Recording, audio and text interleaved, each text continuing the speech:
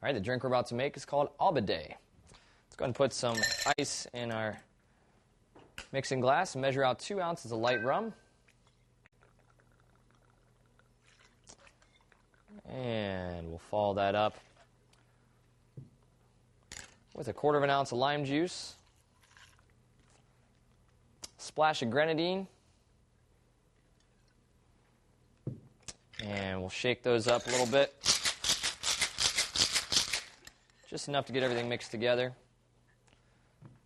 Go ahead and pour what we have so far into the glass. I'm just going to top it off with some tonic water. There we go. If you'd like, you can use your spoon. Just make sure everything gets mixed together a little bit. And add a straw. And bottoms up to the Aubade.